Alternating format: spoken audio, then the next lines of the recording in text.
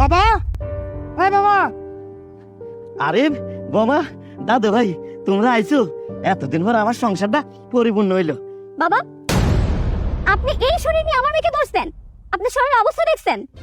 এই হাত দিয়ে যদি ওকে ধরেন, ও তো অসুস্থ হয়ে যাবে। হ বোমা, তুমি ঠিক কথাই কইছো। আমার দাদু ভাই অসুস্থ হয়ে যাইব। আমার হাতে ময়লা, আমি হাতটা মুইছে আইতাছে। মা, দাদার হাতে তো কোনো ময়লা নেই, আর আপনার দাদার কাছে থাকতে অনেক ভালোই লাগছিল। আরে মা, তুমি এসব বুঝবে না। উনার হচ্ছে গ্রামের মানুষ, আর গ্রামের মানুষের হাতে অনেক ডাঁটি থাকে। তুমি ওদের সাথে খুব বেশি একটা মিশবে না, অসুস্থ হয়ে যাবে। ঠিক আছে বাবা। কি ব্যাপার বাবা? আমাদের জন্য না গাড়ি পাঠানোর কথা ছিল? গাড়ি কোথায়? এতটা রাস্তা হেঁটে আসতে আসতে রেখা তো পা ব্যথা হয়ে গেছে। তারপর আমার লাগেজ গুলো মনের দোকানে রেখে এসেছি। বাবারে, আমি তো মার উপরে অনেক আগেই গাড়ি পাঠাই দিছি। তোমার ছেলের কি আর সেই খেলা আছে? আরে ভাই, ভাবি, তোমরা চলে আইছো? চলে আসবো না কি করব? তোর অপেক্ষায় থাকলে রাস্তায় রাত হয়ে যেত। আসলে ভাই, আমি খুবই দুঃখিত। কি করবো কও, হঠাৎ করে জমিতে কাজটা পড়ে গেছে। ভাবছিলাম কাজটা শেষ করে তোমাকে আনতে যাবো, কিন্তু কাজটা শেষ হইতে যে এত দেরি হইব সেটা আমি বুঝতে পারি নাই। আরে তুলি মামনি, তুমি আমার কাছে আসো। আমাকে তুলি কত বড় হয়ে গেছে।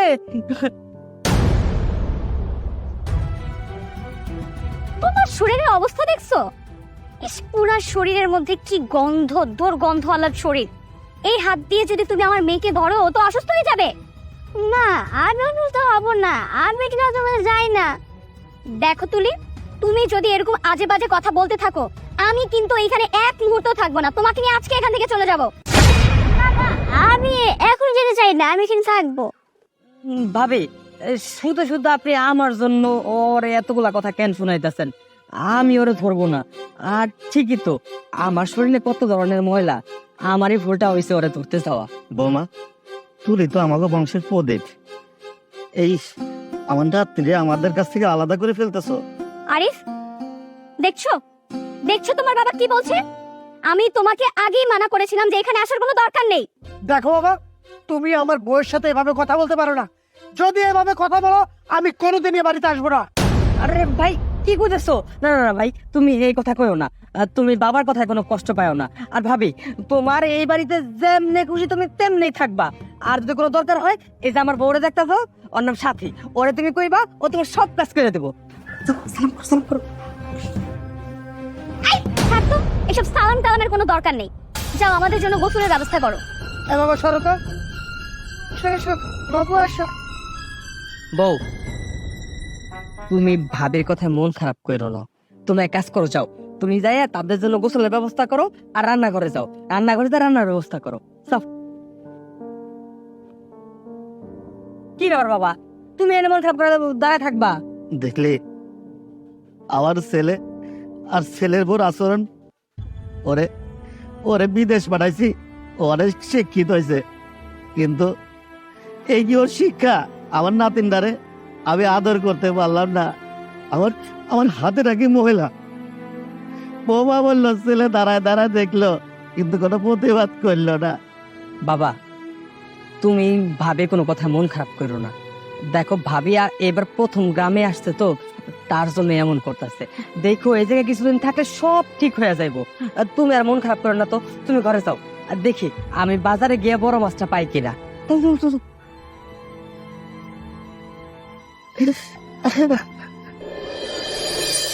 এই গ্রামের পরিবেশে কেমনটা লাগতেছে? এই, হাতটা ধুয়ে ভালোভাবে রান্না করছো তো?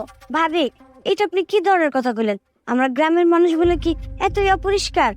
আমি সবকিছু ধুইয়া হাত পা দিয়ে তারপর সুন্দর করে রান্না করছি। গ্রামের অশিক্ষিত মেয়ের মুখের ভাষা দেখো, কি চ্যাটাং চ্যাটাং করে কথা বলছে। বড় বৌমা, তুমি এটা কি কইতাছো? ছোট বৌমা অশিক্ষিত না, সামনে মাস্টার্স পরীক্ষা দিব। আচ্ছা বাবা, তোমার ছোট ভাইয়ের গুনগান রাখো তো, এখন একটু খাইতে দাও। এ কি বাবা, আপনি ভাত সামনে নিয়ে বসে আছেন কেন? বৌমা, জানোই তো মার উপরে স্যার আমি খাইতে পারি না। মারও আসুক, তারপরে খাও। তুলি, তুমি খাচ্ছ না কেন? তাদের খাও। না মা, আমি খাবো না, আগে চাচ্চু আসুক তারপরে খাবো। তুলি, তুমি কিন্তু এখন অনেক বাড়াবাড়ি করছো, তাড়াতাড়ি খাও। মানুষটা সারাদিন জমিতে চাষ করে এই সংসারটাকে ধরে রাখছে, আর তাদের কাছে ওনার কোনো মূল্যই নাই। বউ, তোমার দাদা রান্ধতে কইছিলাম সব কি রাঁধছো? হ্যাঁ, আমি সবকিছু ঠিকঠাক মতো রান্না করছি। কি ব্যাপার বাবা, তুমি বসে আছো কেন? তুমি খাওয়া শুরু করো। চাচু, তুমি এখানে এসে বসো, তুমি আর আমি একসাথে খাবো। বইতেছি।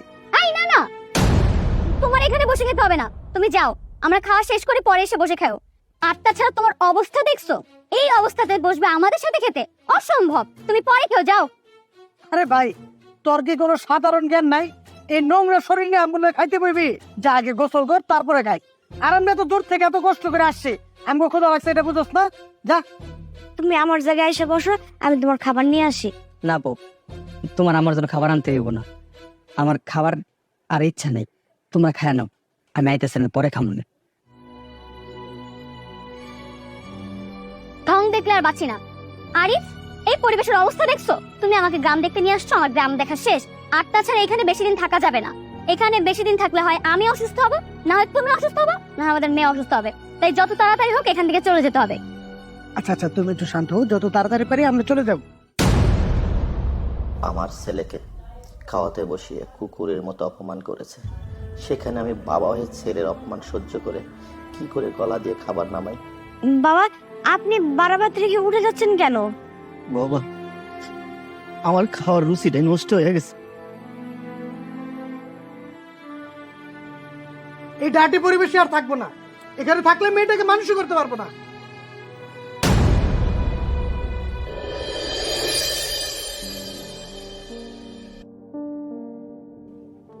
ভাবি, আমিও তোমাকে লাগে ঘুরতে যাবো। এই অবস্থায় যাবে তুমি আমাদের সাথে ঘুরতে?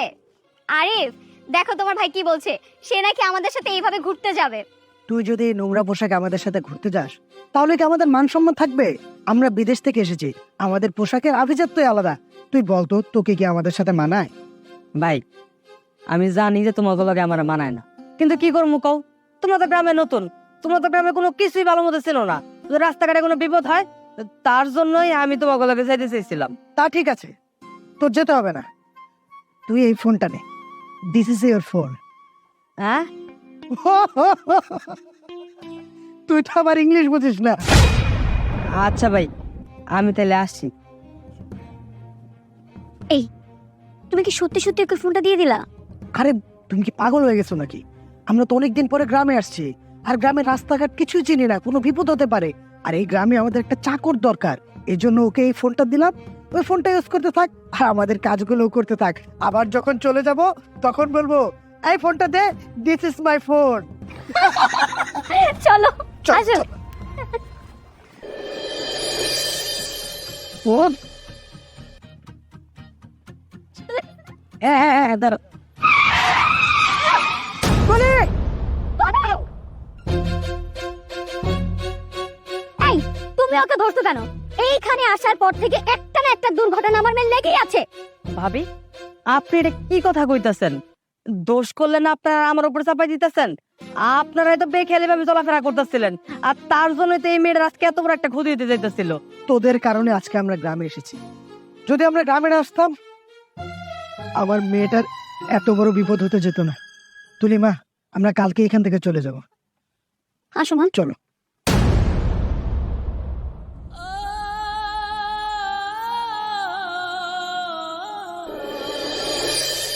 এই বাড়িতে আসার পরে একটার পর একটা বিপদ লেগেই আছে। তোর কিছু হয়নি তো মা? না না, আমি ঠিক আছে। তুই কি হয়েছে? ভাগ্য ভালো যে আমার মেয়েটা বেঁচে গিয়েছে, তা না হলে তোমার স্বামীর জন্য আমার মেয়েটা লাশ হয়ে ফিরে আসতো। কেন, ওনার কি দোষ? আর তাছাড়া আপনারা বাড়ির বাইরে যাওয়ার সময় তো ওনারা নিয়ে যান নাই, এর লেগে আপনাকে ওনারা ছাড়া বাইরে যাওয়া উচিত না। আয় চুপ করো। সত্য কথা বলতে কেমন যেন সাপের মতো ফুসফুস করে উঠছে, মনে হয় সুযোগ পেলে ছবল মেরে দেবে। ছবল তো কত আগেই মেরেছে। এই গ্রামের এই গেও ভুট্টাকে কেউ বিয়ে করতে চাচ্ছিল না, তখন এই কাল নাগিনী এসে এই গেও ভুট্টাকে বিয়ে করছে। এখন দেখো, সম্পত্তি নেয়ার জন্য উঠে পড়ে লেগে গেছে। দেখেই মনে হয় বংশের কোনো পরিচয় নেই। ভাবি, মুখ সামনে কথা কন, আর না হলে আমি কারে যে কি করবো আমি কিছুই জানি না। আপনার যদি কোনো কিছু বলার থাকে আপনি আমাকে বলেন। আমার স্বামী আর আমার বংশ নিয়ে কোনো কথা বলার অধিকার আপনার নাই। আর আপনারা কি করেন? আমার জামাই কৃষক। হ্যাঁ, আমার জামাই একজন কৃষক। কৃষক বলে না, এই গ্রামে তার একটা মান সম্মান আছে, আদর্শবান পুরুষ তিনি একজন। এই কৃষকের কামাই করেই না আপনার জামাইয়ের আজকে শিক্ষিত বানাইছে। এই কৃষক যদি কৃষকগিরি না করে বিদেশে টাকা না পাঠাইতো তাহলে আপনার জামাই সুশিক্ষিত হইতে পারতো না। তার টাকাই তো আপনার জামাই শিক্ষিত হয়ে বাড়ি গাড়ি করতে পারছে। হ্যাঁ, এই মানুষটা দামি কাপড়, দামি স্যুটকুট, দামি গাড়ি, দামি খাবার নাও পড়তে পারে, নাও খেতে পারে, কিন্তু তাই বলে তার আপনারা এইভাবে অপমান করতে পারেন না। তারও একটা মান সম্মান আছে, সেও একজন মানুষ। গরিব বলে আপনারা মানুষদেরকে দামই দেন না, মূল্যায়ন করেন না। কিন্তু ভাবি, আপনি যে কথাটা কইলেন সেই কথাটার জন্য আমি আপনার এরকম ভাবে ব্যবহার না করলেও পারতাম। দিনের পর দিন যেই মানুষটা পরিশ্রম করছে তার জন্যই না আজকে আপনার জামাই এত বড়লোক হইতে পারছে। সেই পরিশ্রম করে টাকা পাঠিয়েছে বিধেই না আপনারা আজকে বিলাসিতা করতে পারতেছেন, দামি গাড়িতে চড়তে পারতেছেন, ভালো খাবার খাইতে পারতেছেন। কিন্তু ভাইজান তার ছোট ভাইয়ের জন্য কি করছে? শিক্ষিত হয়ে গ্রামে এসে তারই আপন ভাইরে বলতেছে অশিক্ষিত কৃষক। আজকে তার টাকাই না আপনারা এইভাবে চলতে পারতেছেন। এই তুমি কিন্তু একদম চুপ। আর একবার যদি আমার স্বামীরে তুলে কোনো কথা বলেন আমি ভুলে যাবো যে আপনারা আমার ভাসুর আর ভাবি। আরিফ, আমি এই বাড়িতে আর এক মুহূর্তও থাকবো না। কি ডাকাত বউ রে বাবা! এই আমরা এক্ষুনি চলে যাবো, চলো। ভাবি, আপনারা কই যাইবেন কোন? তোমরা তো আইলেই গতকালকে। তোমরা এইভাবে যাইও না, তোমার কাছে অনুরোধ করতে, তোমরা এইভাবে যাইও না। ওর মতো স্বার্থবার পোলার বউ আমাকে বাড়িতে জায়গা নাই, ওখানে যাইতে দে।